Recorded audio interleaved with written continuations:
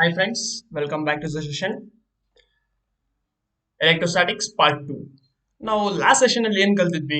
Charge ಅಂದ್ರೆ ಏನಂತ ಕಲ್ತಿದ್ವಿ, conductors ಮತ್ತೆ ಇನ್ಸುಲೇಟರ್ಸ್ ಬಗ್ಗೆ ತಿಳ್ಕೊಂಡ್ವಿ, ಮತ್ತೆ ಚಾರ್ಜ್ ಪ್ರಾಪರ್ಟೀಸ್ ಬಗ್ಗೆ ತಿಳ್ಕೊಂಡಿದ್ವಿ, ಮತ್ತೆ different method of charging. So ಇವತ್ತೇನ್ ನೋಡೋಣ ಅಂದ್ರೆ ಕೂಲಂಬ್ಸ್ ಲಾ ಬಗ್ಗೆ ತಿಳ್ಕೊಳ್ಳೋಣ. Then force between two charges, force between multiple charges, what is permittivity, ಮತ್ತೆ ಲಾಸ್ಟಿಗೆ ಸ್ವಲ್ಪ example problems. So first Coulomb's law. Coulomb's law ಅಂದ್ರೆ ಏನು? The force of attraction or repulsion between two charges is directly proportional to magnitude of product of charge and inversely proportional to the square of the distance between them. ಇದರ ಅರ್ಥ ಏನಂದ್ರೆ, so force ಎರಡು point charge ಗಳ ಮಧ್ಯೆ ಇರತಕ್ಕಂತ force is directly proportional, ಅಂದ್ರೆ directly proportional to the magnitude of product of the magnitude of the individual charges. Magnitude ಅಂದ್ರೆ ಅದಕ್ಕೆ ಸೈನ್ ಕನ್ಸಿಡರ್ ಮಾಡಲ್ಲ, ಬರೀ ನಂಬರ್. ಆ ನಂಬರ್ಗಳನ್ನ ಪ್ರಾಡಕ್ಟ್ ಏನಿದೆ ಅದಕ್ಕೆ ಡೈರೆಕ್ಟ್ಲಿ ಪ್ರಪೋರ್ಷನ್ ಆಗಿರುತ್ತೆ. ಸೊ ನೀವು ಚಾರ್ಜ್ ಜಾಸ್ತಿ ಮಾಡಿದಂಗೆ ಫೋರ್ಸ್ ಜಾಸ್ತಿ ಆಗ್ತಾ ಹೋಗುತ್ತೆ, ಅದು ಇದರ ಅರ್ಥ.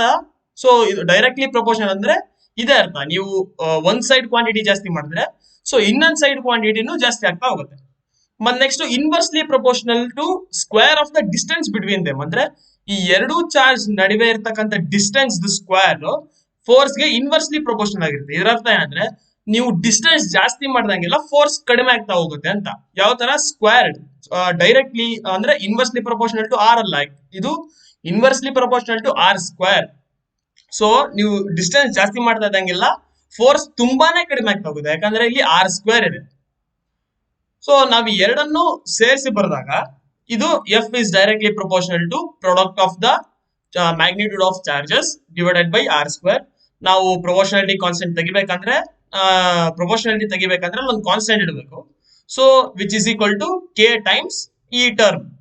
ಇಲ್ಲಿ ಕೆ ಅಂದ್ರೆ ಏನು ಅಂದ್ರೆ 1/4π ಎಪ್ಸಿಲಾನ್ ನಾಟ್ ಅಂತ. ಸೊ ಎಪ್ಸಿಲಾನ್ ನಾಟ್ ಏನಂದ್ರೆ ಇದು ಪರ್ಮಿಟಿವಿಟಿ ಏರ್ದು, ಅದು ಏನಂತ ನಾವು ಮುಂದೆ ತಿಳ್ಕೊಳ್ಳೋಣ.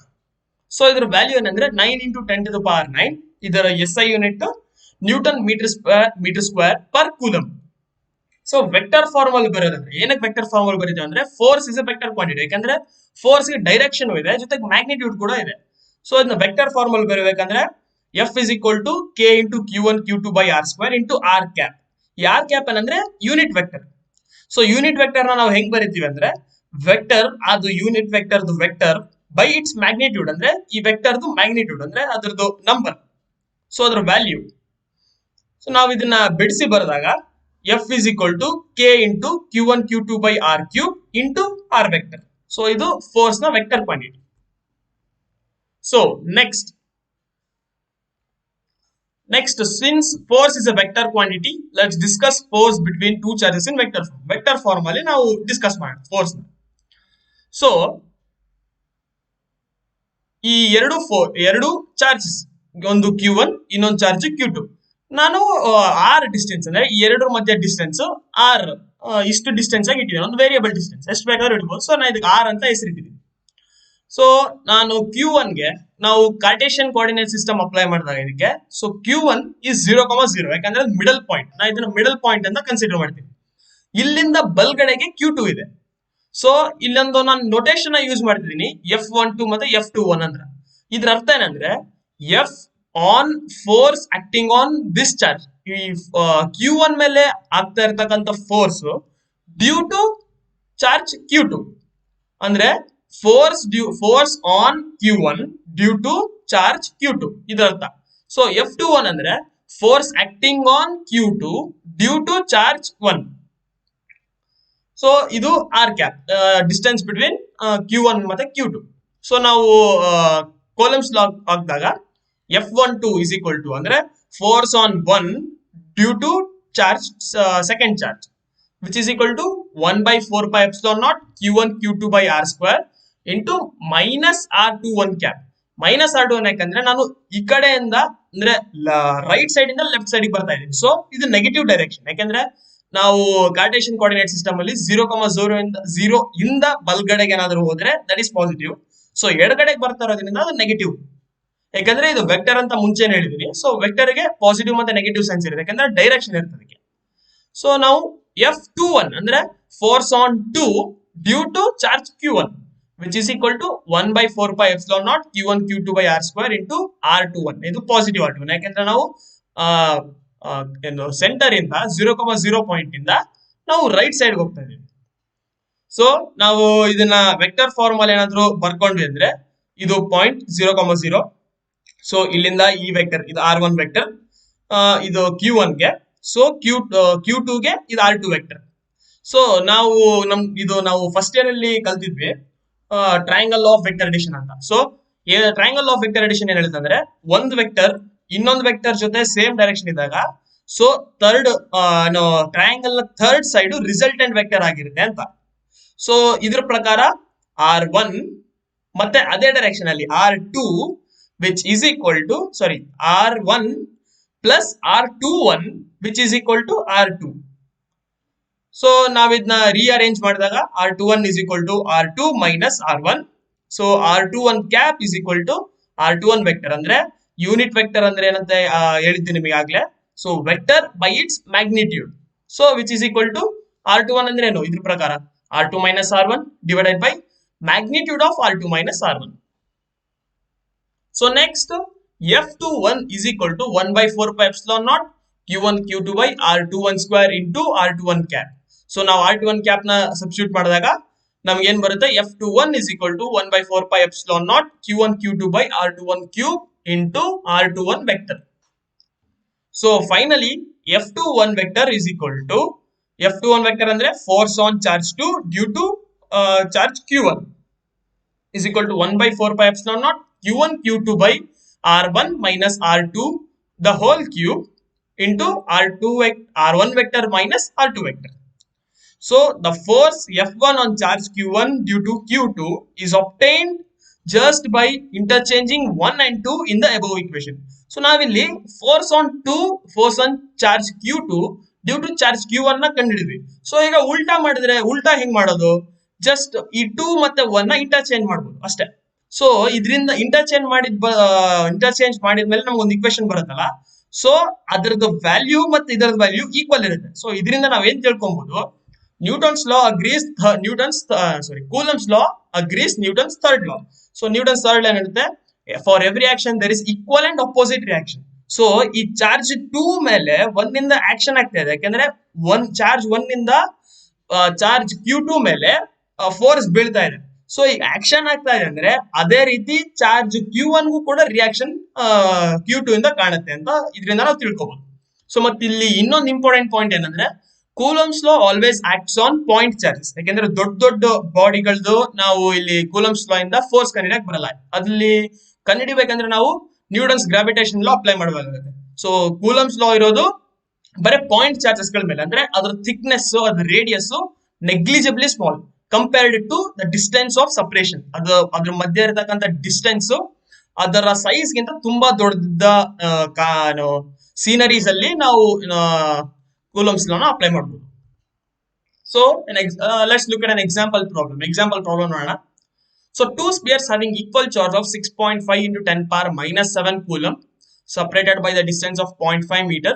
Find the force between them. Next part of the question andre, what happens if the distance between them is reduced to half of the original distance and charge is double on the both sides of the sphere? So ಈ question ಅರ್ಥ ಏನಂದ್ರೆ, ಎರಡು spear ಇದೆ, ಆ ಎರಡು spear ಮೇಲೆ charge 6.5 into 10 power minus 7 coulomb ಇದೆ. ಅದು ಎರಡು ಮಧ್ಯೆ ಡಿಸ್ಟೆನ್ಸ್ 0.5 ಮೀಟರ್ ಇದೆ. ಸೊ ಇಲ್ಲಿ ನಮಗೆ ಚಾರ್ಜ್ ವ್ಯಾಲ್ಯೂ ಕೊಟ್ಟಿದ್ದಾರೆ, ಎರಡರ ಮಧ್ಯೆ ಡಿಸ್ಟೆನ್ಸ್ ಕೊಟ್ಟಿದ್ದಾರೆ, ನಮಗೆ ಕೆ ವ್ಯಾಲ್ಯೂನು ಗೊತ್ತು 9 into 10 power 9 ಅಂತ. ಸೊ ನಾವು ನ್ಯೂಟನ್ಸ್ ಲಾ ಇದು ಕೂಲಂಬ್ಸ್ ಲಾ ಸಬ್ಸ್ಟಿಟ್ಯೂಟ್ ಮಾಡೋಣ. F is equal to K Q1 Q2 by R square. So Q1 ಮತ್ತೆ Q2 ಎರಡು equal, so it is Q square. F is equal to K value ಅಂದ್ರೆ 9 into 10 power 9 into 6.5 into 10 power minus 7 the whole square by 0.5 the whole square, ಅಂದ್ರೆ 0.5 distance between the two spheres. So final ನಮಗೆ force ಏನ್ ಸಿಗುತ್ತೆ, 1.52 into 10 power minus 2 newton ಸಿಗುತ್ತೆ. So ಇದು first part ಆಯ್ತು question. Second part ಅಲ್ಲಿ ಏನ್ ಹೇಳಿದಾರೆ ಇವರು, so what happens if the distance between them is reduce to half, ಅಂದ್ರೆ 0.5 ನ ಅರ್ಧದಷ್ಟು ನಾವು ಡಿಸ್ಟೆನ್ಸ್ ಕಡಿಮೆ ಮಾಡ್ಬಿಟ್ಟು ಎರಡೂ ಸ್ಪಿಯರ್ ಮೇಲೆ ಚಾರ್ಜ್ ನ ಡಬಲ್ ಮಾಡ್ತಾ ಇದೀವಿ. ಸೊ ಈ ಟೈಮ್ ಅಲ್ಲಿ ಫೋರ್ಸ್ ಏನಿರುತ್ತೆ ಅಂತ ಕೇಳಿದಾರೆ, ನೋಡೋಣ. So F dash next force ಅಂದ್ರೆ different force is equal to K Q dash square ಅಂದ್ರೆ ಈ ಸಾರಿ ಚಾರ್ಜ್ ಬೇರೆ ಆಗಿದೆ ಡಿವೈಡೆಡ್ ಬೈ ಮತ್ತೆ ಅದ್ರ ಡಿಸ್ಟೆನ್ಸ್ ಕೂಡ ಅರ್ಧ ಆಗಿದೆ so r/2 the whole square. ಇಲ್ಲಿ ಹೊಸ ಚಾರ್ಜ್ ಏನು 2q. ಅವ್ರು ಏನ್ ಹೇಳಿದಾರೆ ಮುಂಚೆ ಇರತಕ್ಕಂತ ಚಾರ್ಜ್ ನ ಡಬಲ್ ಈ ಸರಿ ಚಾರ್ಜ್ ಇದೆ ಅದ್ರ ಮೇಲೆ ಅಂತ. So F dash is equal to K into 2q the whole square by r/2 the whole square. ನಾವ್ ಇದನ್ನ ಸಾಲ್ವ್ ಮಾಡಿದಾಗ ನಮ್ಗೆ ಏನ್ ಸಿಗುತ್ತೆ, F dash is equal to 16 times the previous force ಏನಿತ್ತು ಅದರ 16 ಟೈಮ್ಸ್ ಈ ಸರಿ ಸಿಗುತ್ತೆ. ಸೊ ನಾವು ಪ್ರೀವಿಯಸ್ ಫೋರ್ಸ್ ನ ಇಲ್ಲಿ ಸಬ್ಸ್ಟಿಟ್ಯೂಟ್ ಮಾಡ್ಬಿಟ್ಟು ಕ್ಯಾಲ್ಕುಲೇಟ್ ಮಾಡಿದ್ರೆ ನಮಗೆ F dash is equal to 24.32 into 10⁻² newton ಸಿಗುತ್ತೆ. ಸೊ ನಾವು ಲಾಸ್ಟ್ ಏನ್ ನೋಡಿದ್ವಿ, ಫೋರ್ಸ್ ಬಿಟ್ವೀನ್ 2 ಚಾರ್ಜಸ್ ನೋಡಿದ್ವಿ, 2 ಪಾಯಿಂಟ್ ಚಾರ್ಜಸ್ ನೋಡಿದ್ವಿ. ಸೊ ನಾವ್ ಇವಾಗ ಫೋರ್ಸ್ ಬಿಟ್ವೀನ್ ಮಲ್ಟಿಪಲ್ ಚಾರ್ಜಸ್ ನೋಡೋಣ. ಸೊ ತುಂಬಾ ಚಾರ್ಜ್ ಗಳಿದ್ದಾಗ ನಾವು ಹೇಗೆ ಫೋರ್ಸ್ ನ ಕ್ಯಾಲ್ಕುಲೇಟ್ ಮಾಡೋದು ಅಂತ. ಸೊ ಇದನ್ನ ಸೂಪರ್ ಪೊಸಿಷನ್ ಪ್ರಿನ್ಸಿಪಲ್ ಅಂತಾನು ಕರೀತಾರೆ. The net force acting on a charge due to other charges is the vector sum of the force due to individual charge. So ಇದರ ಅರ್ಥ ಏನಂದ್ರೆ ನೆಟ್ ಫೋರ್ಸ್, ಸೊ ಅಂದ್ರೆ total force ಒಂದು charge ಮೇಲೆ ಏನ್ act ಆಗ್ತಾ ಇದೆ that is equal to the vector sum of the force due to individual charges. ಅದ್ರ ಸುತ್ತಮುತ್ತ ಇರ್ತಕ್ಕಂತ ಪ್ರತಿಯೊಂದು ಚಾರ್ಜ್ ವೆಕ್ಟರ್ ಚಾರ್ಜ್ ಫೋರ್ಸ್ ಇದ್ರ ಮೇಲೆ ಆಕ್ಟ್ ಆಗ್ತಾ ಇರೋ ಫೋರ್ಸ್ ಅದರ ವೆಕ್ಟರ್ ಸಮ್ ಮಾಡಿದ್ರೆ ನಮಗೆ net force acting on this charge ಸಿಗುತ್ತೆ ಅಂತ ಹೇಳಿದ್ದಾರೆ. ಸೊ ನಾವು let's find the force on Q1 due to other charge Q2, Q2, Q3 and Qn. So Q1 center ಇದೆ, ಅದ್ರ ಸುತ್ತಮುತ್ತ ತುಂಬಾ ಚಾರ್ಜಸ್ ಇದೆ, Q1, Q2, Q3, Q4 ಮತ್ತೆ Qn ಅಂದ್ರೆ n ನಂಬರ್ ಆಫ್ ಚಾರ್ಜಸ್ ಇದೆ. ಸೊ ಈಗ ನೋಡಿ Q1 ಮೇಲೆ Q2 ಏನು ಆಕ್ಟ್ ಆಗುತ್ತೆ, ಫೋರ್ಸ್ ಆಕ್ಟ್ ಆಗುತ್ತೆ. ಸೊ ಇದು ಎರಡೂ ಪಾಸಿಟಿವ್ ಇರೋದ್ರಿಂದ there is a repulsion. So ಇದರಿಂದ ಇದು ದೂರ ಹೋಗ್ಲಿಕ್ಕೆ ಟ್ರೈ ಮಾಡುತ್ತೆ. ಸೊ ಫೋರ್ಸ್ ಯಾವ ಕಡೆ ಇರುತ್ತೆ, ಈ ಕಡೆ ಇರುತ್ತೆ force. So it is F force F on this charge Q1 due to charge Q2. So next due to charge Q3 ಅಂದ್ರೆ ಇದರ ಆಪೋಸಿಟ್ ಡೈರೆಕ್ಷನ್ ಅಲ್ಲಿ. So F on charge Q1 due to Q3. So similarly F on charge 1 due to 4. So next Qn. So F on charge due to nth charge. So ನಾವು definition ಪ್ರಕಾರ ಎಲ್ಲಾ force ಗಳದ್ದು vector sum ಮಾಡಿದ್ರೆ so F1 vector is equal to F12 vector plus F13 vector plus F14 vector plus F dash dash dash F1n vector which is equal to Q1 by 4πε0. ನಾವು common ತಗೊಂಡ್ರೆ ಯಾಕಂದ್ರೆ ಎಲ್ಲದರಲ್ಲೂ Q1 term same ಇದೆ ಮತ್ತೆ constant term same ಇದೆ. So ಏನ್ ಉಳಿಯುತ್ತೆ ನಮಗೆ Q2 by R2 square R12 square into R12 cap plus Q3 by R13 cap divided by R13 square dash dash dash Qn divided by R1n square R1n cap. So ನಾವು ಇದನ್ನ simplify ಮಾಡಿ ಬರ್ದಾಗ ಅಂದ್ರೆ general terms ಆಗಿ ಬರ್ದಾಗ so F1 vector is equal to Q1 by 4πε0 into summation sign ಇದು sigma. ಇದು ಏನಕ್ಕೆ ಅಂದ್ರೆ ಅಡಿಷನ್ ಟರ್ಮ್ ನಾವು ರಿಪ್ಲೇಸ್ ಮಾಡ್ಬಿಟ್ಟು ಸಿಗ್ಮಾ ಅಂತ ಬರೀತೀವಿ. So summation of QI, so summation of QI divided by R1i. ಯಾಕಂದ್ರೆ ಇಲ್ಲಿ 1 ಎಲ್ಲಾದ್ರಲ್ಲೂ ಕಾಮನ್ ಇದೆ, ಏನ್ ಚೇಂಜ್ ಆಗ್ತಿದೆ ಬರೀ ಸೆಕೆಂಡ್ ಟರ್ಮ್ ಅಷ್ಟೇ ಚೇಂಜ್ ಆಗ್ತಿದೆ. 2, 3, 4 ಹಂಗೆ n ತನಕ ಚೇಂಜ್ ಆಗ್ತಿದೆ. R1i ಮೇಲ್ಗಡೆ QI into R1i cap. So I ಎಲ್ಲಿಂದ ಚೇಂಜ್ ಆಗ್ತಿದೆ, R is equal to so I is equal to 1 ಇಂದ n ತನಕ. So I is equal to 1 to n. So next force between 2 charges in medium. So last time ನಾವೇನ್ ನೋಡಿದ್ವಿ, ಬರೀ air ಅಲ್ಲಿ ಅಥವಾ vacuum ಅಲ್ಲಿ ಫೋರ್ಸ್ ಎಷ್ಟಿರುತ್ತೆ ಅಂತ ನೋಡಿದ್ವಿ. ಸೊ ಇಲ್ಲಿ ಏನಾದ್ರು ಮೀಡಿಯಂ ಇದ್ರೆ ಮಿಡ್ ಅಲ್ಲಿ, ಸೊ ನಾವು ನೀರಲ್ಲಿ 2 ಚಾರ್ಜ್ ಇಟ್ಟಾಗ ಹಿಂಗೆ ಆಕ್ಟ್ ಆಗುತ್ತೆ, ಸೊ ಆಯಿಲ್ ಅಲ್ಲಿ 2 ಚಾರ್ಜ್ ಇಟ್ಟಾಗ ಹಿಂಗೆ ಆಕ್ಟ್ ಆಗುತ್ತೆ ಅಂತ ನೋಡೋಣ. ಸೊ ಎಫ್ ಇನ್ ಮೀಡಿಯಂ ಅಂದ್ರೆ 1/4π ಆಗ್ಲೇ ನಾನು ಹೇಳಿದೆ ಎಪ್ಸಿಲಾನ್ ನಾಟ್ ಅಂತ ಹೇಳಿದ್ರು. ಸೊ ಎಪ್ಸಿಲಾನ್ ನಾಟ್ ಅಂದ್ರೆ permittivity of air or vacuum. Vacuum ಅಥವಾ ಏರ್ ಅಲ್ಲಿ ನಾವು ಗಾಳಿಯಲ್ಲಿ 2 ಚಾರ್ಜ್ ಇಟ್ಟಾಗ ಎಪ್ಸಿಲಾನ್ ನಾಟ್ ನ ಯೂಸ್ ಮಾಡಿದ್ವಿ, ಅದು constant which is into Q1 Q2 by R square. In case of any medium, ನಾವೇನಾದ್ರೂ ಮೀಡಿಯಂ ಇಟ್ಟಾಗ ಅದರ ಪರ್ಮಿಟಿವಿಟಿ ಕಾನ್ಸ್ಟೆಂಟ್ ನ ಇಡಬೇಕು. ಸೊ ಎಫ್ ಏರ್ ಅಂದ್ರೇನು 1 divided by 4π epsilon naught into Q1 Q2 by R square. So ಈಗ ನಾವ್ ಎರಡನ್ನು divide ಮಾಡಿದ್ರೆ Fm is equal to F air divided by epsilon naught R.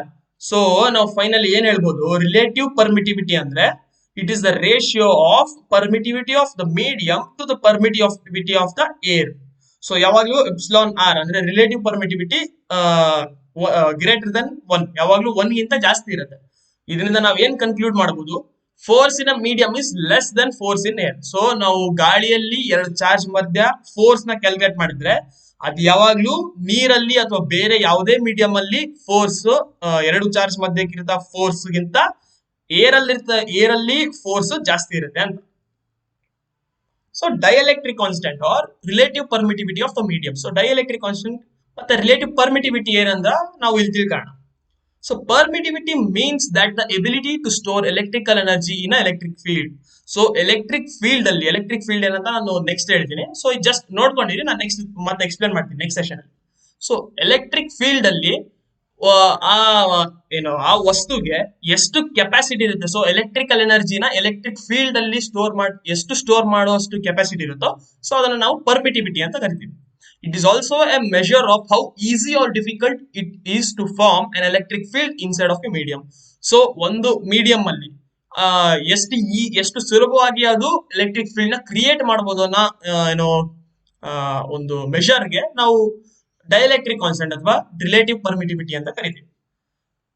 So definition ಏನ್ ಹೇಳುತ್ತಂದ್ರೆ the ratio of force between the two charges in air or vacuum to the force between the same two charges kept in same distance in the medium. ಅಂದ್ರೆ ಅದು ಎರಡು force ಗಳ ratio. ಯಾವ ಎರಡು force ಅಂದ್ರೆ ಎರಡು ಚಾರ್ಜ್ ಗಳ force air ಅಲ್ಲಿ ಅಥವಾ ವ್ಯಾಕ್ಯೂಮ್ ಅಲ್ಲಿ ಇಟ್ಟಾಗ ಡಿವೈಡೆಡ್ ಬೈ ಅದೇ ಎರಡು ಚಾರ್ಜ್ ಮತ್ತೆ ಅದೇ ಡಿಸ್ಟೆನ್ಸ್ ಅಲ್ಲಿ ನಾವು ಯಾವ್ದಾದ್ರು ಮೀಡಿಯಂ ಅಲ್ಲಿ ಇಟ್ಟಾಗ ಎಷ್ಟು ಫೋರ್ಸ್ ಇರುತ್ತೋ ಅವೆರಡರದ್ದು ನಾವು ರೇಷಿಯೋ ತೆಗೆದ್ರೆ ನಮ್ಗೆ ಈ ರಿಲೇಟಿವ್ ಪರ್ಮಿಟಿವಿಟಿ ಸಿಗುತ್ತೆ. Or it is defined as the ratio of permittivity of the medium to the permittivity of the free space. ಎರಡು ಡೆಫಿನೇಷನ್ ಒಂದೇ ಅರ್ಥ. So epsilon naught R which is equal to epsilon by epsilon naught. So ನಾವು air ಅಥವಾ vacuum permittivity 1, ಮತ್ತೆ ಪೇಪರ್ದು permittivity 3.5, glass permittivity 5, water permittivity 80, ಕಂಡಕ್ಟರ್ದು dielectric constant ಅಥವಾ permittivity relative permittivity that is infinity. So greater the value of K lesser is the interaction between the charges. ನಾವು ಆಗ್ಲೇ ನೋಡಿದ ಪ್ರಕಾರ ಅಕಸ್ಮಾತ್ ಏನಾದ್ರು ಮೀಡಿಯಂ ಅದರ ಡೈಎಲೆಕ್ಟ್ರಿಕ್ ಕಾನ್ಸ್ಟೆಂಟ್ ಜಾಸ್ತಿ ಇತ್ತಂದ್ರೆ ಆ ಎರಡು ಚಾರ್ಜ್ ಗಳ ಮಧ್ಯೆ ಇಂಟ್ರಾಕ್ಷನ್ ಕಡಿಮೆ ಇರುತ್ತೆ. ಸೊ ಇಂಟ್ರಾಕ್ಷನ್ ಅಂದ್ರೆ ಫೋರ್ಸ್ ಆದ್ರೂ ಆಗಿರ್ಬೋದು, ಎಲೆಕ್ಟ್ರಿಕ್ ಫೀಲ್ಡ್ ಆದ್ರೂ ಆಗಿರ್ಬೋದು, ಏನಾದ್ರೂ ಆಗಿರ್ಬೋದು. ಸೊ ಆ interaction depends upon the dielectric constant ಅಂತ ಹೇಳ್ಬೋದು. So next the force between the charges depends upon. So force ಯಾವ್ದ್ರ ಮೇಲೆ ಡಿಪೆಂಡ್ ಆಗಿರುತ್ತೆ ಎರಡು ಚಾರ್ಜ್ ಮಧ್ಯೆ ಇರ್ತಕ್ಕಂಥ ಫೋರ್ಸ್ ಅಂದ್ರೆ ಮ್ಯಾಗ್ನಿಟ್ಯೂಡ್ ಆಫ್ ದ ಚಾರ್ಜ್. ಯಾಕಂದ್ರೆ ಅದು ಡೈರೆಕ್ಟ್ಲಿ ಪ್ರಪೋರ್ಷನಲ್ ಅಂತ ಹೇಳಿದೆ. The distance between the charges, distance ಯಾಕಂದ್ರೆ inversely proportional to R square according to ನಮ್ಮ ಕೂಲಮ್ಸ್ ಲಾ. ಮತ್ತೆ nature of the medium. So ಮೀಡಿಯಂದು ಡೈಎಲೆಕ್ಟ್ರಿಕ್ ಕಾನ್ಸ್ಟೆಂಟ್ ಅಥವಾ ರಿಲೇಟಿವ್ ಪರ್ಮಿಟಿವಿಟಿ ಮೇಲೆ ಅದು ಡಿಪೆಂಡ್ ಆಗಿರುತ್ತೆ. ಜಾಸ್ತಿ ಏನಾದ್ರು ಡೈಎಲೆಕ್ಟ್ರಿಕ್ ಕಾನ್ಸ್ಟೆಂಟ್ ಇತ್ತಂದ್ರೆ ಕಡಿಮೆ ಫೋರ್ಸ್ ಬೀಳ್ತಾ ಇರುತ್ತೆ ಎರಡು ಚಾರ್ಜ್ ಮೇಲೆ. ಅಕಸ್ಮಾತ್ ಕಡಿಮೆ ಏನಾದ್ರು ಡೈಎಲೆಕ್ಟ್ರಿಕ್ ಕಾನ್ಸ್ಟೆಂಟ್ ಇದ್ರೆ ಜಾಸ್ತಿ ಫೋರ್ಸ್ ಅದ್ರ ಮೇಲೆ ಚಾರ್ಜ್ ಮೇಲೆ ಬೀಳ್ತಾ ಇರುತ್ತೆ. So let's define one coulomb ಅಂದ್ರೆ ಏನು ಅಂತ ನೋಡೋಣ. So one coulomb is that charge when it is kept at vacuum at a distance of 1 meter from equal and similar charge repels with the force of 9 × 10⁻⁹ Newton. So ಇದರ ಅರ್ಥ ಏನಂದ್ರೆ ನಾವು ಎರಡರ charge ನ ವ್ಯಾಲ್ಯೂ ಎಷ್ಟಿರುತ್ತೆ ಅಂದ್ರೆ 1 coulomb. ಆ 1 coulomb ನ ಎರಡು ಚಾರ್ಜ್ ನಾವು ವ್ಯಾಕ್ಯೂಮ್ ಅಲ್ಲಿ 1 meter ಡಿಸ್ಟೆನ್ಸ್ ಅಲ್ಲಿ ಸಪರೇಟ್ ಮಾಡಿ ಇಟ್ಟಾಗ ಒಂದಕ್ಕೊಂದು ರಿಪೆಲ್ ಆಗುತ್ತೆ. ಯಾಕಂದ್ರೆ ಎರಡು ಚಾರ್ಜ್ ಸಿಮಿಲರ್ ಇರುತ್ತೆ. ಸೊ ಎರಡು ಪಾಸಿಟಿವ್ ಇರಬಹುದು, ಎರಡು ನೆಗೆಟಿವ್ ಇರಬಹುದು, ಯಾವ್ದು ರಿಪೆಲ್ ಆಗೇ ಆಗುತ್ತೆ. ಸೊ ರಿಪೆಲ್ ಆಗಿರ್ತಕ್ಕಂಥ ಫೋರ್ಸ್ ಎಷ್ಟಿರುತ್ತೆ ಅಂದ್ರೆ 9 × 10⁻⁹ Newton ಇರುತ್ತೆ. ಸೊ ಇದನ್ನ ನಾವು 1 ಕೂಲಮ್ ಅಂತ ಕರಿತೀವಿ. ಅಕಸ್ಮಾತ್ ಆ ಚಾರ್ಜ್ ಏನಾದ್ರು 9 × 10⁻⁹ Newton ಅಷ್ಟು ಫೋರ್ಸ್ ಒಂದ್ರ ಮೇಲೆ ಒಂದು ಹಾಕ್ತಾ ಇದೆ ಅಂದ್ರೆ ಅದರ ನಾವು ಆ ಚಾರ್ಜ್ ನ ವ್ಯಾಲ್ಯೂ ನಾವು 1 ಕೂಲಮ್ ಅಂತ ಹೇಳ್ಬೋದು. ಸೊ ಲಾಸ್ಟ್ ಗೆ ನಾವು ಒಂದು ಎಕ್ಸಾಂಪಲ್ ಪ್ರಾಬ್ಲಮ್ ನೋಡೋಣ. Consider 3 charges Q1, Q2, Q3 each equal to Q at the vertices of an equilateral triangle of side L. What is the force on the charge Q with the same sign as Q, small q, placed at the centroid of the triangle as shown in the figure? So ಈ question ಏನ್ ಹೇಳ್ತಾ ಇದೆ ಅಂದ್ರೆ ಒಂದು ಈಕ್ವಿಲೇಟರಲ್ triangle ಇದೆ. So ಈಕ್ವಿಲೇಟರಲ್ triangle 3 vertices ಅಂದ್ರೆ edge ಗಳ ಮೇಲೆ ಈ ಸಣ್ಣ ಚಾರ್ಜ್ Q1, Q2, Q3 ಇಟ್ಟಿದೆ. ಸೊ ಆ ಎಲ್ಲಾ ಚಾರ್ಜ್ ದ ವ್ಯಾಲ್ಯೂ Q ನ ಇರುತ್ತೆ ಅಂದ್ರೆ ಸೇಮ್ ಇರುತ್ತೆ ಅಂತ. ಸೊ ಮಿಡಲ್ ಅಂದ್ರೆ ಈ ಟ್ರಯಾಂಗಲ್ ನ ಸೆಂಟ್ರಾಯ್ಡ್ ಅಲ್ಲಿ ಒಂದು ಕ್ಯಾಪಿಟಲ್ ಚಾರ್ಜ್ Q ಇಟ್ಟಿದ್ದಾರೆ. ಸೊ ಈ Q ಮೇಲೆ ಈ ಎಲ್ಲಾ 3 ಚಾರ್ಜ್ ಗಳ ಫೋರ್ಸ್ ಎಷ್ಟು ಬೀಳ್ತಾ ಇರುತ್ತೆ ಅಂತ ನಾವು ಕ್ಯಾಲ್ಕುಲೇಟ್ ಮಾಡ್ಬೇಕು ಈಗ.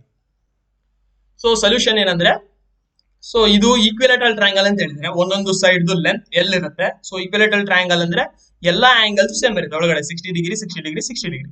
ಸೊ ನಾವು sin 60 ಅಪ್ಲೈ ಮಾಡಿದಾಗ ಈ ವರ್ಟಿಸಸ್ ಗೆ sin 60 is equal to opposite by hypotenuse ಅಂದ್ರೆ AD is opposite side, hypotenuse ಅಂದ್ರೆ AC. sin 60 ಅಂದ್ರೆ √3/2. So AD is equal to √3/2 L ಅಂದ್ರೆ ಲೆಂತ್ ಇದರದು side L. So Q is at the centroid. ಇದು Q ಏನಂತ ಹೇಳಿದರೆ ಈ ಚಾರ್ಜ್ Q ಸೆಂಟ್ರಾಯ್ಡ್ ಅಲ್ಲಿ ಟ್ರಯಾಂಗಲ್ ನ ಸೆಂಟ್ರಾಯ್ಡ್ ಅಲ್ಲಿ ಇರುತ್ತೆ ಅಂತ ಹೇಳಿದ್ದಾರೆ. So it is at the height of distance of 2/3 AD. ಎಲ್ಲಿಂದ ಎ ಪಾಯಿಂಟ್ ಇಂದ, ಸೊ ಇದು 2/AD ಯ 2/3 ಅಷ್ಟು ಡಿಸ್ಟೆನ್ಸ್ ಅಲ್ಲಿ ಸೆಂಟ್ರಾಯ್ಡ್ ಇದೆ ಅಂತ ಅದು ಮ್ಯಾಥ್ಸ್ ಅಲ್ಲಿ ಒಂದು important point. So therefore AO is 1/3 of L. AO ಇಲ್ಲಿಂದ 1/3 ರಷ್ಟು ಈ ಲೆಂತ್ ರಷ್ಟು ಇರುತ್ತೆ. ಯಾಕಂತ ಇದು ಹೆಂಗೆ ಅಂದ್ರೆ, ಸೊ ಇಲ್ಲಿ 2/3 AD ಅಂತ ಕೊಟ್ಟಿದ್ದಾರೆ. AD ಅಂದ್ರೆ ಎಷ್ಟು √3/2 ಇಂಟು L. ಸೊ ಇದನ್ನ ನಾವು ಇಲ್ಲಿ ಸಬ್ಸ್ಟಿಟ್ಯೂಟ್ ಮಾಡಿದ್ರೆ 3 ಮತ್ತೆ √3 ಕ್ಯಾನ್ಸಲ್, 2 ಮತ್ತೆ 2 ಕ್ಯಾನ್ಸಲ್ ಆಗಿ 1/√3 L ಅಂತ ಸಿಗುತ್ತೆ AO distance. And AO is equal to BO is equal to CO. ಇದು ಈಕ್ವಿಲೇಟರಲ್ ಟ್ರಯಾಂಗಲ್ ಆಗಿರೋದ್ರಿಂದ ಈ ಡಿಸ್ಟೆನ್ಸ್ ಮತ್ತೆ ಈ ಡಿಸ್ಟೆನ್ಸ್ ಸೇಮ್ ಆಗಿರುತ್ತೆ. So F force on A, charge A ಎಷ್ಟಿರುತ್ತೆ ಅಂದ್ರೆ ಈ ಎರಡರ ಮಧ್ಯೆ distance 3/4πε0 into Q capital Q small q by L square along AO. ಈ ಡೈರೆಕ್ಷನ್ ಅಲ್ಲಿ ಫೋರ್ಸ್ ಇರುತ್ತೆ. ಸೊ ಈ ನಾವು ಚಾರ್ಜ್ ನ ಸೆಂಟ್ರಲ್ ಇಟ್ಟಾಗ ಈ ಚಾರ್ಜ್ ಇಂದ ಈ ಚಾರ್ಜ್ ಏನ್ ಫೋರ್ಸ್ ಬೀಳ್ತಾ ಇರುತ್ತೆ ಅಂದ್ರೆ ಇದು ಆಪೋಸಿಟ್ ಡೈರೆಕ್ಷನ್ ಆಗಿರುತ್ತೆ. ಸೊ ಇದರಿಂದ ಇದಕ್ಕೆ ಫೋರ್ಸ್ ಯಾವಾಗ್ಲೂ ಈ ಡೈರೆಕ್ಷನ್ ಅಲ್ಲಿ ಆಗಿರುತ್ತೆ. So it is FA. So ಹಂಗೆ FB ನೋಡಿದಾಗ, ಸೊ ಇಲ್ಲಿಂದ ಇಲ್ಲಿಗೆ same 3/4πε0 into Q by L square along BO ಈ ಡೈರೆಕ್ಷನ್ ಅಲ್ಲಿ ಇರುತ್ತೆ. ಸೊ ನೆಕ್ಸ್ಟ್ F3 ಕೂಡ ಸೇಮ್ ಇದೇ ಡೈರೆಕ್ಷನ್ ಅಲ್ಲಿ ಆಗಿರುತ್ತೆ. So resultant of FC and FB, ಈ ಎರಡು ವೆಕ್ಟರ್ ಗಳ ರಿಸಲ್ಟೆಂಟ್ ವೆಕ್ಟರ್ ಏನಿರುತ್ತೆ ಅಂದ್ರೆ under root of FC square plus FB square plus 2FCFB cos 60 degree. ಇದು ನಾವು ಫಸ್ಟ್ ಇಯರ್ ಅಲ್ಲಿ ಕಲ್ತಿದ್ವಿ, parallelogram of vector addition, law of vector addition ಅಲ್ಲಿ. ಸೊ ಈ ಎರಡರ ಮಧ್ಯ ಆಂಗಲ್ 60 ಡಿಗ್ರಿ ಇರುತ್ತೆ. ಸೊ ಇದರಿಂದ ನಾವು ಫೈನಲ್ ಫೋರ್ಸ್ ಏನಿರುತ್ತೆ ಅಂದ್ರೆ ಈ ಎರಡು ಫೋರ್ಸ್ ಗಳ resultant force 3/4πε0 into Q capital Q small q by L square. So ಈ FA ಮತ್ತೆ ರಿಸಲ್ಟೆಂಟ್ ಆಫ್ FC ಮತ್ತೆ FB ಎರಡು ಆಪೋಸಿಟ್ ಡೈರೆಕ್ಷನ್ ಇರೋದ್ರಿಂದ ಎರಡೂ ಫೋರ್ಸ್ ಕ್ಯಾನ್ಸಲ್ ಆಗುತ್ತೆ. ಯಾಕಂದ್ರೆ ಇದು ವೆಕ್ಟರ್ ಕ್ವಾಂಟಿಟಿಯಲ್ಲಿ ಒಂದು ಇಂಪಾರ್ಟೆಂಟ್ ಪಾಯಿಂಟ್ ಏನಂದ್ರೆ ಎರಡೂ ಈಕ್ವಲ್ ಫೋರ್ಸ್ ಆಪೋಸಿಟ್ ಡೈರೆಕ್ಷನ್ ಇದ್ದಾಗ ತಮ್ಮ ವ್ಯಾಲ್ಯೂಗಳನ್ನ ತಮ್ಮ ಡೈರೆಕ್ಷನ್ ಗಳನ್ನ ಕ್ಯಾನ್ಸಲ್ ಮಾಡ್ಕೋತವೆ ಅಂತ. ಸೊ ರಿಸಲ್ಟೆಂಟ್ ಫೋರ್ಸ್ ಏನಾಯ್ತಲ್ಲಿ Q ಮೇಲೆ ದಟ್ ಈಸ್ 0. ಸೊ ಫ್ರೆಂಡ್ಸ್, ಇವತ್ತಿನ ಸೆಷನ್ ನಾನು ಮುಗಿಸ್ತಾ ಇದ್ದೀನಿ. ಸೊ ನೆಕ್ಸ್ಟ್ ಸೆಷನ್ ಅಲ್ಲಿ ಮತ್ತೆ ಸಿಗೋಣ. Thank you.